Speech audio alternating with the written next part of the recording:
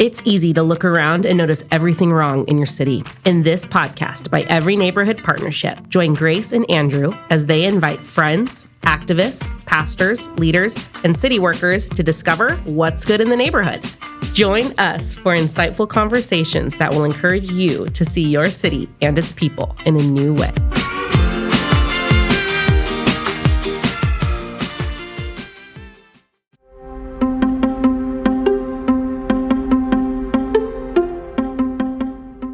Welcome to What's Good in the Neighborhood. On this episode, we sit down with Mark Bowers of World Relief.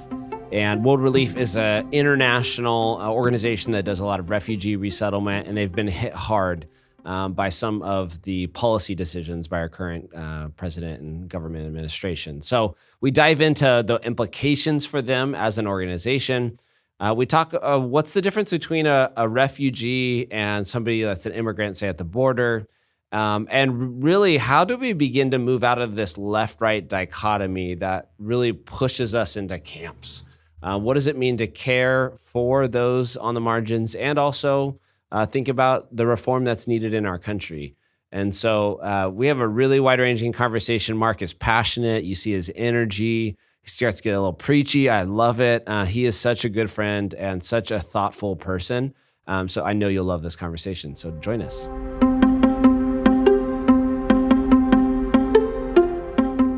Well, welcome to What's Good in the Neighborhood. My name is Andrew File, and today I am missing my co-partner, Grace. She is still sick, as everybody is sick, and our kids are all sick. But I am joined by a friend, and we are doing something brand new. We have never had a guest outside of Fresno that has not come in person. So I am delighted. Mr. Mark Bowers has been a friend of mine. I got to know him through the Chalmers Institute. He is a brilliant writer, thinker, adult learning. You know, he's got the skill to take really difficult concepts, help them be transferable. And then just as we thought about the topic of immigration, we're sitting again here at the beginning of February. The Trump administration has come on and made some just sweeping decisions that are affecting and creating fear and concern, have cut funding to programs. Wanted to have a kind of U.S. And step back conversation of what is going on with immigration and even with refugees in our community. And so, Mark, so glad to hang out with you today, man. Yeah, I wish it was in person. I wish I can be in beautiful Fresno, but thank you for your kind words. I will do my best to live up to them today. Oh, you don't have to do anything. You always will. So give us a little context of your family, some of the work that you've put your hands to. How are these issues, relevant to you? Just give us some context, who you are. I'd love to. Well, I'm a third culture kid. At 9 years old, I was whisked away to Latin America as part of my parents' medical missionary work. And so nothing like moving to small town Honduras when you begin adolescence to challenge and change and shape your worldview. And as many people know, life on the mission field is not easy. It was really difficult for my family. And so I'm glad to see a reckoning with that in recent years, I think in the missions and community development world. And I really appreciate that. So after some tough years for me through high school and college, I ended up making the choice to teach overseas and do grad studies in Vietnam, in Quy Nhon, Vietnam, for several years there after college. And it was a beautiful experience where the Lord really met me in that place. And, to make a really long and beautiful and tough story short, I ended up coming back to the U.S. after that and realizing, I just can't do suburban monocultural church anymore. I can't do neighborhood life that way anymore. So I moved into a low-income, predominantly immigrant neighborhood here in Chattanooga, Tennessee, where 15 years later, I'm still living, raising my kids now. And it has been another layer in my formation. I'll never be the same. I thought I was moving here to stand in solidarity with neighbors and people. And in fact, my heart has been humbled and shaped more than I could have imagined. My view of our nation and the complexity of our people and our history has just been so deeply formed by living here. When you talk about like an immigrant community, obviously most folks listening are from Fresno. So, our population, not exclusively, but is Latin, coming from, Mexico mostly. Some Hmong and Vietnamese, and recently some Syrians. But what's the context of Chattanooga? What's the context, of your neighborhood? Yeah, great question. So it's a little less diverse here in the South in that way, but we're probably, the census in 2010 said that our neighborhood was about a third white, a third Black, and a third Latino.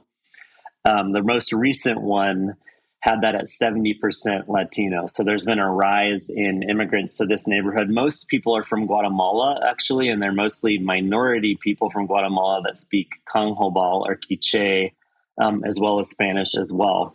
So an interesting kind of minority group from Guatemala, also some other Hondurans and Mexican immigrants, a few people from Ghana and West Africa too. But mostly from that region of Latin America. And I just have my heart really connects with them, I think, because in all of my experience, in all of the transitions, the hardest years I've marked have been, whether in childhood or adulthood, transitional years of moving back to a new place, especially moving back to the U.S. So it's really given me a soft heart towards sojourners.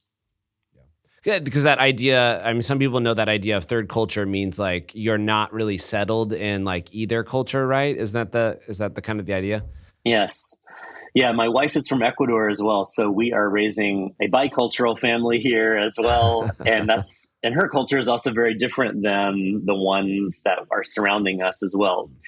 So there's so many layers to unpack there, and it's a tough and beautiful thing. So tell me about what do you do in your kind of like formal professional life? You work for World Relief, which I don't even know if we've mentioned yet. Yes, That's right. So hat tip to World Relief. After 15 or so years at the Chalmers Center, where I connected with you, Andrew, helping equip churches to do economic development ministry, I joined World Relief a few years back. And in the U.S., primarily, World Relief partners with the Department of State as a refugee resettlement partner to welcome legally vetted refugees, people from all over the world who are fleeing conflict and violence, Afghanistan, Ukrainians, Venezuelans right now. And what we do is we pair these new neighbors with teams in churches around the United States who walk alongside of them for their first year of life as they learn to settle into their new country and home and neighborhood. And if you've ever been welcomed when in a new place, you know how much that first touch point really means. And so we want to see the church leaning into that. Because there are other refugee resettlement agencies, just others aren't using like the church as a co-partner in that, or like does the government resettle folks, or is this like a nonprofit thing? Yeah, so there are 8 voluntary agencies like World Relief that do resettlement. We're the only one who is exclusively partners with evangelical churches, if we can use that term, still to do resettlement. There are other, more mainline or Catholic resettlement agencies as well. But we work specifically through the church. Our mission is to boldly engage the world's greatest crises in partnership with the church. So that is central to the work that we do. We don't have a presence in my city. So I work more kind of at the national level. So World Relief doesn't have a presence in Chattanooga. They do from us in Modesto, California. There's a World Relief branch out of there, and that's where right. I know a lot of like the Syrian families that have come over the last 5 to 10 years have started in Modesto through a connection. They make their way down to Fresno, and even World Relief has connected with local churches here to help in that process. I love that. Yep. I know some of our folks out there as well. At Every Neighborhood Partnership, we believe that strong, vibrant communities start with engaged and empowered residents. To make that happen, we need your help. Our mission is to connect neighbors, create opportunities for local leadership, and transform neighborhoods through education, collaboration, and advocacy. Every dollar you donate goes directly to supporting programs that make a real difference. Whether it's providing land use education, elementary literacy mentoring, or healthy spaces to help kids and our families grow. When you donate to EMP, you're not just giving money, you're investing in a future where every neighborhood in Fresno has the tools and resources it needs to thrive. Your contribution, whether big or small, ensures that our communities have a seat at the table in the decisions that affect them most. So if you believe in seeing students excel, our community members healthy and whole, and our neighborhoods thriving, we invite you to make a donation today. Just visit everyneighborhood.org or tap the link in the show notes to give. Your support helps develop the next generation of leaders like Fresno depends on it. Donate now to Every Neighborhood Partnership.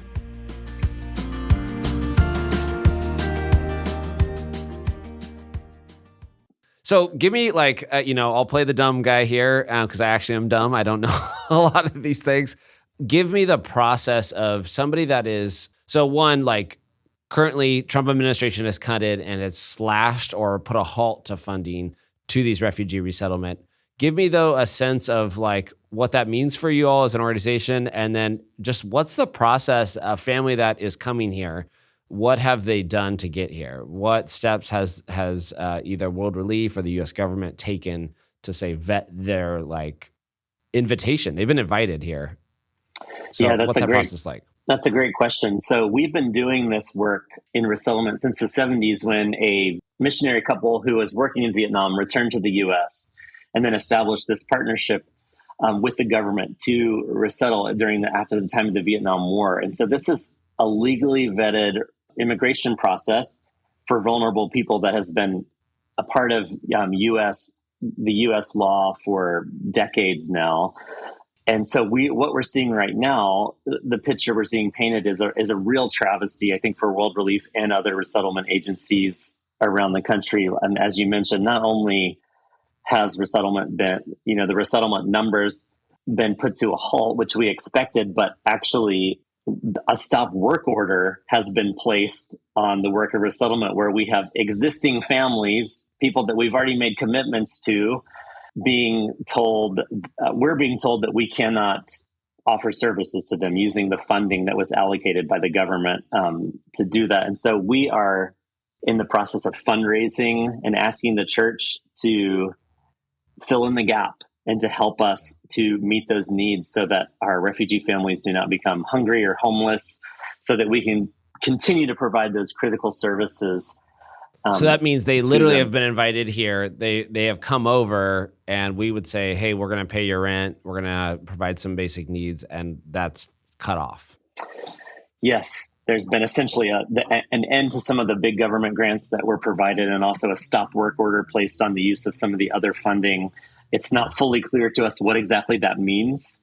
Yeah. And so we need the church to step into that gap. And especially for people who care about this, or for people who say, well, it never should be the government's role. This is the church's role. Well, here's an opportunity. Yes. Step in with us and do the work of welcome. These are people that have been legally vetted by the government. Some who have, they go through security clearances, background checks, medical clearances. It takes years of waiting in a third country, displaced or in a refugee camp, often having gone through a lot of trauma and difficulty before you're resettled.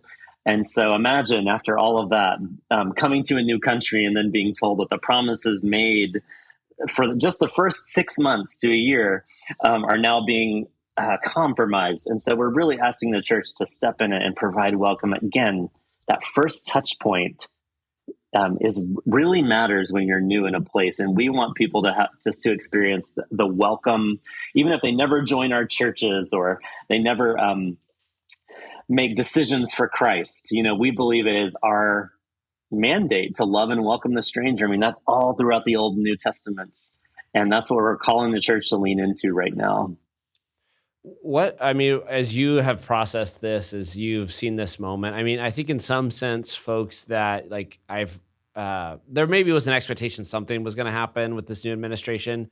Why do you think we're in this moment of fear, or why do we seem to be closing the door or kicking folks away or kicking help away? What's behind that culturally? I don't know, politically, what's your guess of why is this the cultural moment we're in?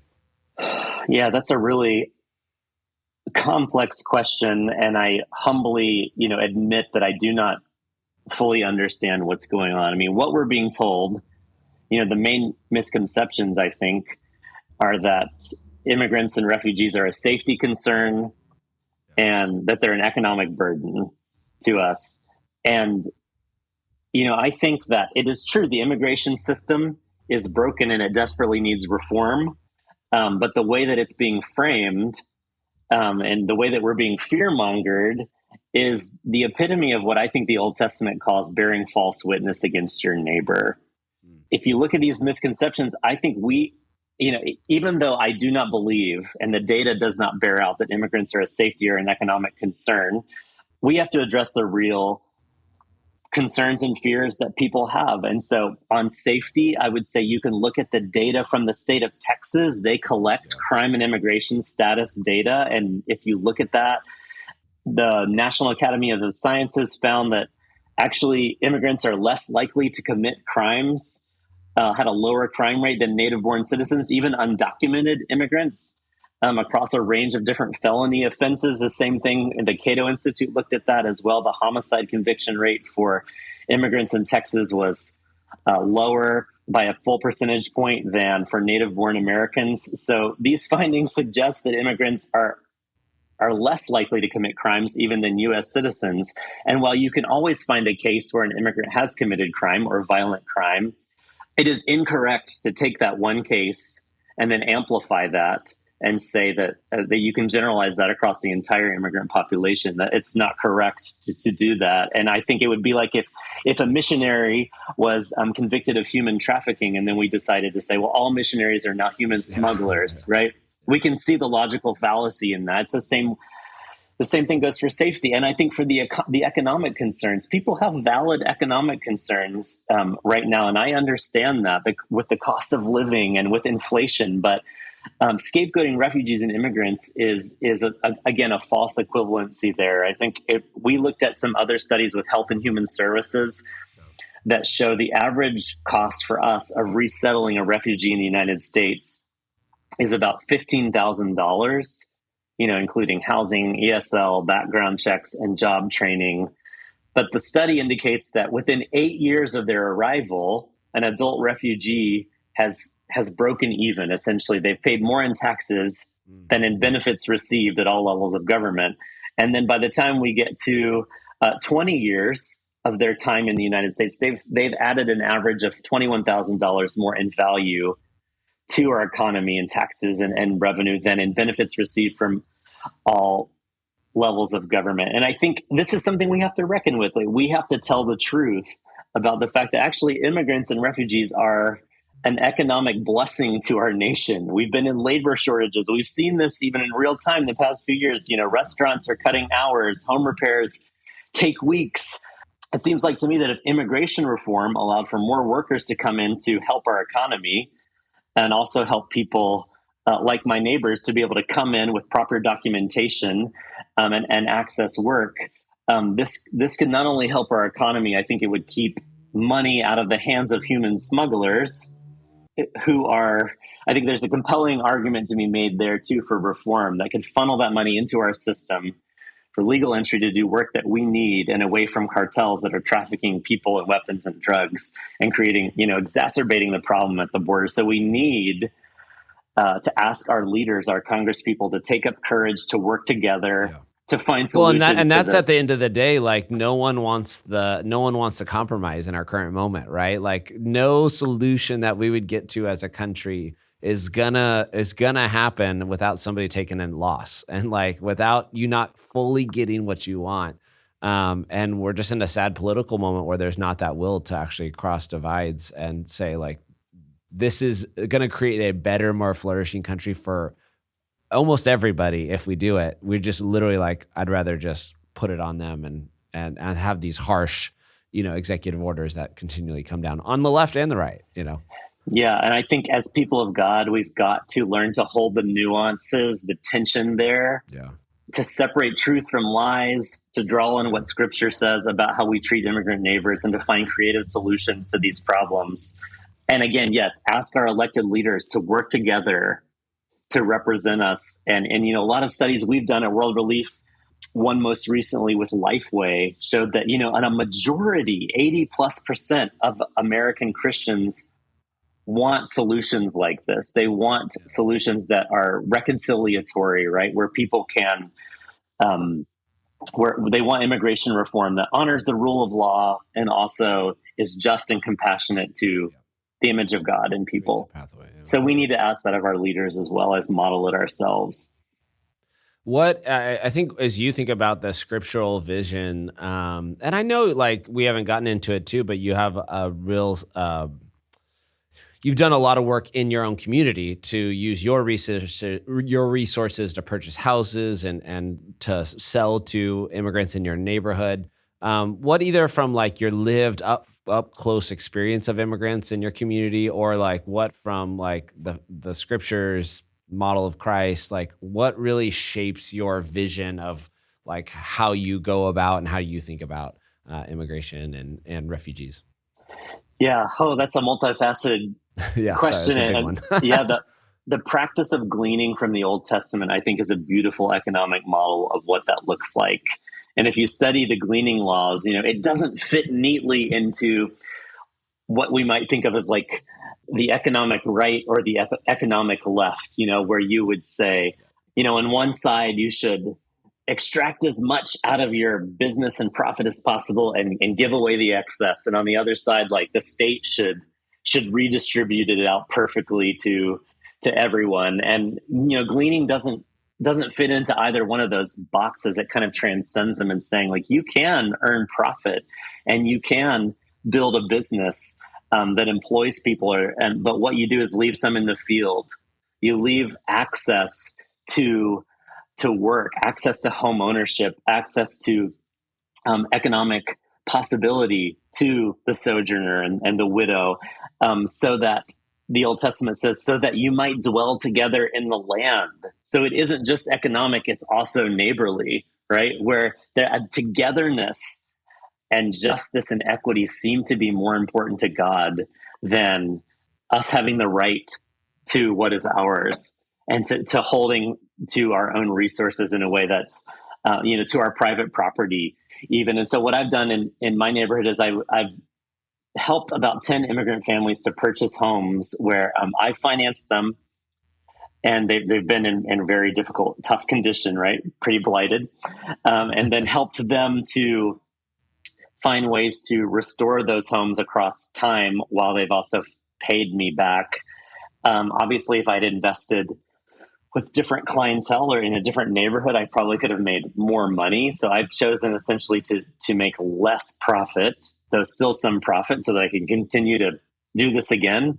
The risk that I am being asked to take on, but allowing families to have access to home ownership who otherwise would not be able to do that. And so, man, I've learned so much. I've made a lot of mistakes on that pilgrimage, but it's been a beautiful glimpse into the resilience of so many families in our neighborhood who are longing for that stability, who are now, even as we see the price of because as housing, a tool, that's one of the main like economic engines or economic assets like we have in America. Like even I'm in California, so it's like priced out of everybody basically, but it's still like the means to a new future for these families. I love that. Yeah, exactly. So, whereas maybe a decade ago when I started this, I felt a little bad, like, oh no, I'm charging people for these. Shouldn't I just give it away? Or, but now that, like what's happened here with housing, the price of housing has doubled, tripled, like these people have been able to, not only have stability, but also have equity in these homes that they own outright in a way that allows them to, again, that togetherness in the land. I can, from my window, I can see a couple houses, a couple neighbor families where I've helped them be able to do that. And it's such a blessing to be living as neighbors here together and economically connected in that way. I love even with that, like the scriptural law also invites like the Sabbath rest. It's like, hey, also those that are sojourners and immigrants among you, right? Like you said, everybody's invited both to the benefit and also to the rest together. Like that's the communal living of life together. Yes. Yeah. Ever wondered what makes your neighborhood unique or how the history of your city shapes the places you love today? Well, now you can explore the story of Fresno like never before, right from your car using the Voice Map app. Introducing the Every Neighborhood Partnership Drive Tour, a self-guided audio tour that brings your community's history, landmarks, and stories to life. As you drive through local streets, EMP's Drive Tour will guide you with fascinating insights into the people, places, and events that have shaped your neighborhood. Whether you're discovering hidden gems, learning about community activism, or simply enjoying a fresh perspective on familiar places, this tour is a great way to connect with Fresno in a whole new way. So, what are you waiting for? Tap into the Every Neighborhood Partnership Drive Tour today on VoiceMap and get to know your community like never before. Download the VoiceMap app, search for the Every Neighborhood Partnership Tour, and start exploring now. Fresno's story is waiting to be discovered. As you are in this kind of current moment, as you look to the next 4 years, what are the things that you think, this is the moment for the church to respond? Or like, what are the shifts that need to happen in our culture around refugees, around immigrants? Or like, what are your like aspirations and what seems like, I don't know, it's kind of a dark cloud. I don't know, like, it seems like this moment is really intense. How do you, what could come of this moment? How do we find hope in these next years to come? Yeah, that's a really good question. Right now, as a church, what we're being invited into is to hold a lot of tensions. And I was asking a psychologist friend of mine, what is going on in our culture right now, where all of this is possible, where we have made so many slow drip compromises, or we're forced to like choose a side, one or the other. Yeah. He called it ambivalence, like the whole, what maturity requires is ambivalence, which is kind of like the holding of tension. And when that gets too difficult, what happens is splitting is what he called it. We can't hold tension, so we split. We choose one or the other. That's what the culture is asking us to do. But in the immigration space, I mean, our national immigration conversation and laws have created a moral and economic and political crisis that has led to this polarization where opponents are misrepresenting each other's positions as, open borders and amnesty versus like mass deportation. And so this has created tragic human cost, and it's time for the church to step into that space with courage, to hold that tension, to tell the truth, to urge our leaders to work together, to pass immigration reform. I think that embodies principles that represent what we want as a church and as the American people. So that would be holding the tension, I think, between respecting the rule of law and guaranteeing secure borders, ensuring fairness to taxpayers on the one hand, but also respecting the God-given dignity of every person and protecting the unity of the family and establishing a pathway to reconciliation for those who qualify and wish to become permanent residents, a way that they could pay back to the country what debt they might owe. Again, in the scripture, we are people of reconciliation and redemption. There is no place that's too dark, right? That should be purely punitive. It should be restorative, just like what we want for incarceration and for the justice system. And so we've got to like be able to hold those tensions together in this season to say, no, we won't choose one or the other. We insist on both and letting our view be informed by what scripture says about the whole person and about what the mission of God is, the mission of the church is in the world. Rather than choosing partisan solutions, I think, that are not going to get us where we need to go. And that's becoming really clear right now, I think, to the culture at large. I mean, you don't even have to be a believer to see, right, that in the church, the way that the church is handling this is something that's gone terribly wrong. And we need the moral courage to step into these tough spaces. I really appreciate you naming that, because I think even in language, it's hard to, when I talk about immigration, I know folks hear the way I talk about, because I lean on mercy and justice, like we're actually in an anti-mercy kind of like anti-empathy, like that's a liberal idea. And I'm like, how do we get here? But we also need, like, my father-in-law is actually a farmer, right? And he has like he probably knows about a third of his employees are undocumented. Guys that have been with him for 20 plus years, right? These are amazing. They're raising families. They're living in homes that he owns. Like, these are his foremen, the people he trusts most. Watching him process the path to go, these people are the American citizens that we want. And yet there is literal no path for them in our system. Like, his brain breaks of like, I'm not left, I'm not right.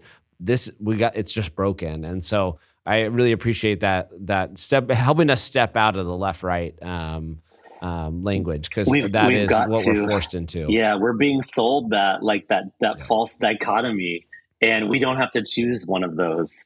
And I think we look at our immigrant brothers and sisters, like I look at my neighbors, like your father-in-law looks at his workers, and you see people who embody too what is like. That's why these lies that are being perpetuated about safety and the economy, we know they're not true. We see anecdotally, but even in our own lives, people who are doing such hard work. We see people who are embodying there's a pastor in Chicago, and Paco Amador, and he calls it. He says that the immigrants embody the American dream values, essentially, of low entitlement and high spirituality and high entrepreneurship. I mean, those are like traditional American values. And here we have people who can actually, if we would open our hearts beyond just the nationalism that is being sold to us, I think, and to seeing that we are part of a global multicultural family of God that has spanned the ages. These are people that could come, that are coming and are renewing our nation economically and spiritually too. If you look at where churches are growing, it is the immigrant church around the United States. I'm sorry if people don't like that, but if we actually want renewal, we need to also humbly embrace, maybe leave behind some old narratives that the nations need us. Actually, the nations have come here and they have a lot to say to us. We have a lot to learn from them, and asking them questions like, man, it seems like Christian faith is booming in your country. What are you doing? What's going on? Where is the Spirit at work there? Because it's actually, denominations like mine are on the decline in the United States, kind of mainline denominations. So we have some things to learn, some renewal to tap into from our brothers and sisters who are immigrants, if we will only have the ears to hear it and the humility to see it. Oh, you're starting to preach there, Mark. I like it. As you think about your family, so like the stuff we're talking about is, again, you've mentioned how it's personal. The policy and the cuts, or at least the pauses in funding to refugee resettlement, literally are affecting your coworkers. Folks are being let go or furloughed for now. How are you finding joy as a staff? How are you all processing this? Like, before we started recording, you mentioned just really being grateful for wonderful leadership at World Vision. How are you all as a staff finding joy? How are you going through each moment, and not just, losing your mind or being frazzled? Or maybe you are. Thanks, Andrew. It is a hard time, and it is difficult to, like we have been the past years, been asked to grow so quickly, and now being asked to shrink. It's terribly inefficient use of our resources, I think, as well. So again, that's where we really need like sensible reform in this space. But I think as a staff right now, we are having a hard time. It's a difficult season for us. What's also really cool, I think, for me, is that we've been celebrating 80 years of World Relief's history. So last year was our 80th year as an organization. And we have seen God's faithfulness since World War II, when we began. War Relief was our original name. The church has been responding to the world's greatest crises wherever they've happened around the world. And World Relief has mobilized churches to be there, and even here in our own nation now through the resettlement program. So I have been blessed, even through this crisis that we're facing now, to see how our leadership and how our staff in the church has stepped up and responded. They say that you see people's true colors in times of Yeah. difficulty. And as I told you, the colors have been beautiful. I am so proud of the team I get to work with and the churches that we partner with and the people that we work with. But we need more of you to step up and to step in to this work with us right now. It is a beautiful blessing to us as well, knowing so many resilient refugees and immigrants, having been shaped by them across the years, is also not just an opportunity to serve, it's an opportunity to receive as well. And what has been so interesting, what I've been hearing in the communities from refugees, from other immigrants, I want to be careful about making generalizations because the situation is serious right now. People are afraid, and there's no way to mince words about that. But there's also a way in which, Andrew, I myself am more outraged, more thrown off by all of this, more shocked than so many of my immigrant brethren. And I think it's a challenge to say, perhaps God is inviting us, perhaps God is inviting me to shed the ways in which I, albeit unconsciously, have placed my faith more in U.S. institutions to be a force for good in the world, and not in the Lord. And many of our refugee and immigrant brothers and sisters, they are true sojourners. They've never had the privilege of making those assumptions. And so right now they're not caught off guard. They are teaching us the way through suffering that God is taking us on through this journey into deeper faith and trust. It's like the prophet Daniel said to Nebuchadnezzar, Yahweh is Lord over all creation, and he gives the kingdoms of the world to whoever he wishes. That was true back in the ancient world as it is today. And it's an invitation for those of us maybe who need to, like myself, who need to reckon with that on deeper levels than we knew, to do that right now. That's amazing. That's the word I needed to hear, because I think you're totally right. That's again, a gift that a different set of eyes, a different experience unlocks something inside of us. That's good. So if you would point us to any resources on World Relief side, or even just kind of, hey, this is a book, article, webinars. Is there anything that you'd say, hey, if you want to give, you want to get involved, here's where you go? Yeah, we have a campaign. I'd love to include a link in the show notes for you. It's called Stand in the Gap. We are asking the church to stand in the gap with us right now so that vulnerable families do not become disenfranchised or homeless or hungry without the services they need. Again, we know they add value to our economy, to our churches, and to our culture. But even if they didn't, it would still be our mandate to love the stranger and to love our enemies, if we read that part too. But these are not even our enemies. We can do this, church. Stand in the gap with us. If you just feel even overwhelmed at all the things I'm saying, and how do I vet that? How do I verify that? How do I learn more? I'd also love to share a church hub we have. It's a resource for churches where you can find teaching tools, sermon outlines, video testimonials from immigrants and refugees, advocacy tools for how you can contact your congresspersons, small group studies for how to reimagine evangelism with people who've lived through trauma. I mean, we have all kinds of resources. I'd love to share those with you. My team also builds out a hub called the Workshop, which is e-courses that will help you delve deeper into any of these topics if you want to learn about the work of World Relief, or if you're curious, what's the difference between a refugee and an asylum seeker? Or how do I take this conversation we're having right now to my church on welcoming the stranger, bringing in facts and scripture? We have courses on that. Or, how do I learn about different cultures, Afghans, Ukrainians, Congolese people that are in our community? Or how do I help immigrant communities in my neighborhood with ESL or career mentoring, or to be a health advocate? We've got resources on all that. I'd love to offer you that as well to your listeners, Andrew, at 75% off of the cost that it Awesome. Takes us to create those, with the code NEIGHBOR, which I will also include in the show notes of this call as well. For anyone who wants to learn more and to get into this space, I just want to acknowledge it can be intimidating, right? All of the stuff about advocacy and all the legalese and again, the fear that we're being invited into, where the Lord is asking us, I believe, on the other hand, to lean deeper into faith and action, into courage. And so we love at World Relief to walk alongside anyone who is interested in learning more.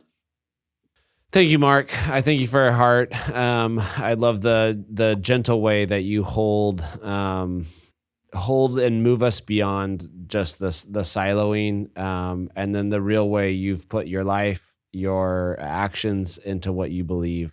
Thank you for creating all these resources too. I know that's one of your gifts, and so we'll make sure to share that resource, the code, so folks can dive in. So thanks for the time, brother. I love that. This has been a treat for me, and I just want to say to you and to all who might be listening who are maybe feeling discouraged right now, to take hope in the Lord in this moment. This is an opportunity.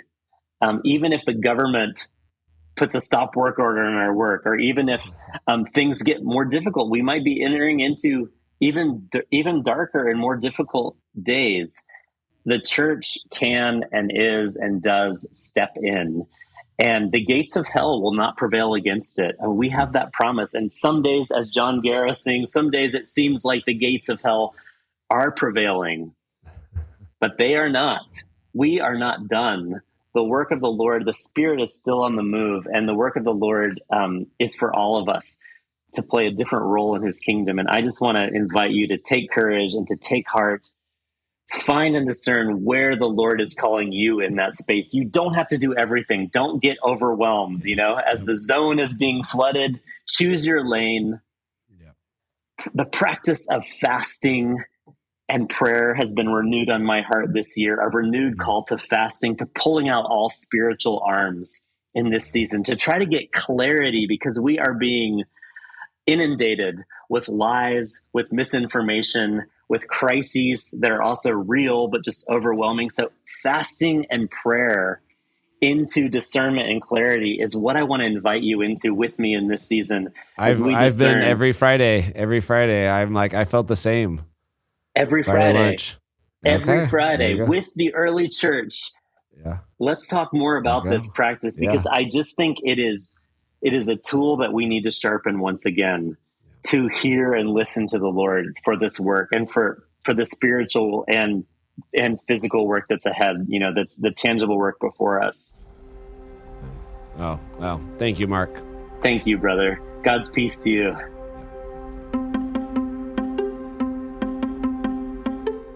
Thanks for tuning in. If you want to find out more about EMP, you can visit us at everyneighborhood.org or follow us at EMP Fresno. Every Neighborhood Partnership and this podcast exists to activate, equip, mobilize, and transform here in Fresno and beyond. If you liked what you've heard, please share and review what's good in the neighborhood wherever you listen. We'll see you next time.